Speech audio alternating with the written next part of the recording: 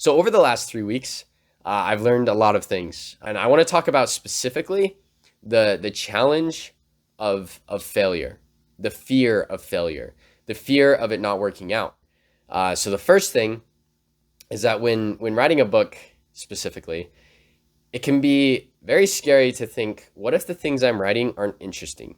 Even if I get my prose correct, even if I get the plot, the story, the characters are pretty good, but what if the story is just not doesn't connect? What if 10 people read it, sell 10 copies, sell 50 copies, and it never, goes to traditional publishing, or maybe if I go the self-publishing route, which can be just as successful depending on what people decide to do, what if nobody likes it?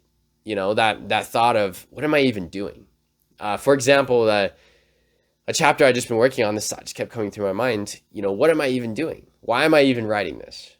But the thing is that, maybe it'll get scrapped. Maybe that chapter is not good enough. But when I step back and I think about the story as a whole, I think, this matters to me. So there's someone out there. There has to be someone out there that it matters. And so when you think about your dream and what you're pursuing and what you're trying to achieve in your life, if you care about it enough, if you love it enough, there's going to be someone out there that's going to bring value to. And I don't know about you, but when I listen to someone who does something that they love and they talk about it, it makes me want to do that thing. Because the truth is that no matter what you're doing, when you find the thing that you're aligned with, you can be really great at it. If you invest in it, you're passionate about it, you work hard at it, you can become, one of the very best, and it can inspire people. And I've seen that in so many other people who, some of them have done very, I guess you could say, traditional things. Some of them had done more radical things, whether it's starting their own business or being artists and have become very successful. It required a great amount of sacrifice on every single individual person that I know that has become very successful through doing something that they love. It came with a lot of sacrifice. And no matter what we do, it's going to come with sacrifice. And there's sacrifice with doing nothing. There's sacrifice with doing the comfortable thing. There's sacrifice with risking everything to do the thing you want, that you would love to do. There's sacrifice no matter what. And it's going to be hard no matter what. And that's the thing I've come to learn, is that, it's hard when you get sick. It's hard when you're going through school. It's hard when you're a kid. It's hard when you're an adult. It's hard when you become successful at something. It's hard when you're out serving people every day. It's hard when you're only focused on yourself. And it's hard, whether you're very successful, you're somewhere in the middle, or you feel like you're completely failing. It's hard when relationships are going really well because it takes a lot of work to get there. It's hard when they fail. It's hard when we fail. And it's also hard when we succeed because of the work we have to put in. And so no matter what route we take, no matter what direction we go, it's going to be very hard. And I know that. And so that's part of the reason I've done what I've done, and something that I use to help challenge those thoughts of fear of it's not going to be good enough is, it's going to be hard. And there might be people that don't like it. Maybe just no one likes it except for 10 people. Maybe that's all it ever impacts. But, for me, I'm doing a hard thing that I believe in. And so that's how I challenge those thoughts of doubt and negativity, is at the end of it, I'll be able to say I did that hard thing. And, whatever may come, it'll work out in one way or another. And it's going to be hard no matter which way I go. So I might as well do the thing that I believe in. And so that's the first thing, is that feeling, that fear of it not working out, the fear of it not being good enough. The second thing is just over the last few days, I've been writing a certain chapter, written a certain scene in my book where the main protagonist is a key moment happens, which is one of the first chapters. And then there's a transition into the next phase or the next chapter, the next scene. And I'd originally written out that scene, that chapter, and I'd put a lot of work into it. I'd written, at this point, close to 10,000 words, revising, rewriting this scene, this transition. And I realized the scene isn't really building the character. It's not really building the story. It's just these people going from one place to another. And yes, there's little fragments that I could incorporate into the story in a deeper way, but it's not necessary.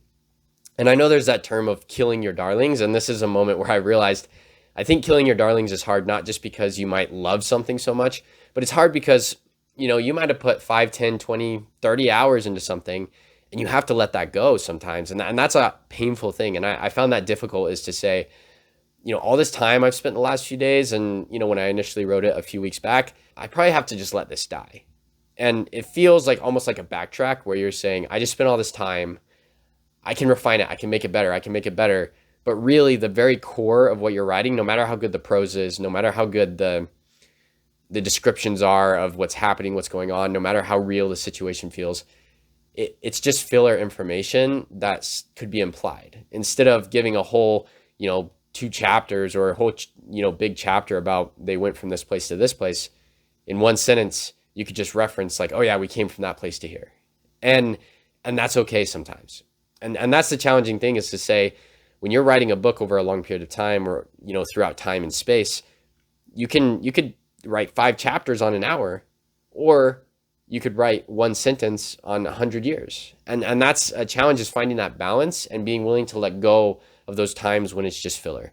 And so that's the second thing, is that sometimes we have to, quote unquote, kill your darlings, but really to let go of that work that you've put in, because that's another hard thing, to be investing this time and effort and energy, and to feel like, man, I've got to let that go. And sometimes letting that go is part of the learning process. That's part of building something, creating something, whether it's writing a book, or whether it's art, or dedication towards like a skill.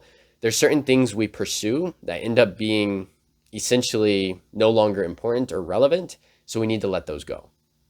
So that's the second thing. The third thing I've learned is really that sometimes we can't always progress as fast as we want to progress. And this is similar, but a little bit different, that yes, things are hard. No matter what, it's going to be hard. It's scary. We have to face that fear.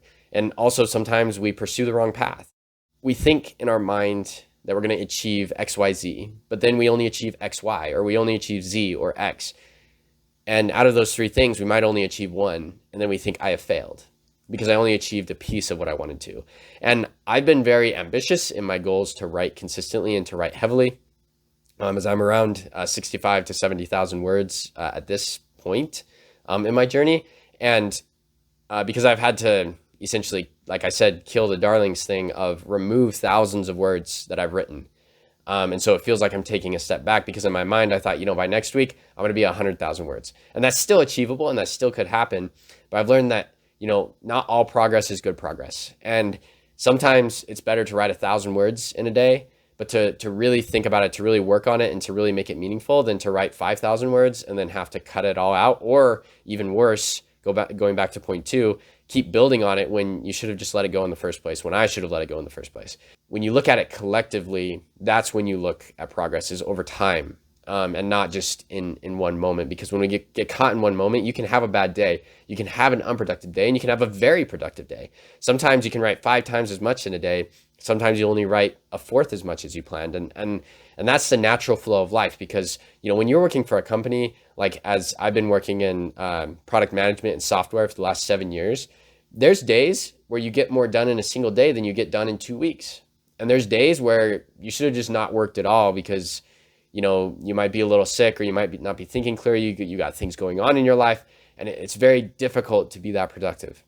But over the course of weeks, months, and years, you create a level of consistency and quality and output that makes your time in your skill and your profession valuable. It makes it worth it. And it's the same thing in the creative arts, that the contribution, the work you put in is not just about a moment. It's not just about a day. It's about working over time to create something beautiful, to create something great, that certain days, certain moments may not be its strongest, but over the course of its life, over the course of building a book, a story, or creating an art piece, there's going to be ups, there's going to be downs, but at the end of the day, if you keep working at it, if you keep pushing hard, it's going to become something beautiful and something great that can provide value to somebody. And those thoughts of failure and fear, and the thoughts of, not being able to progress enough, the fear of letting things go, like all of those things are part of the journey. And so these are 3 key lessons that I've learned, and I wanted to share with you all. And I hope that provide value to you, because as I've thought about this channel, and I didn't necessarily plan on doing this, but as I've thought more about creating this channel and sharing these videos as I go through the journey, when this book is completed, and it will be, whether it becomes a great success and sells millions of copies or whether it sells 50, at the end of the day, I want to provide something and share something that provides value to someone else, so that when you're going through your writing journey, you have something to look at where you can say, you know, they went through it and they shared what they experienced while they were going through it. And to me, I find value in that, and I hope the same for you.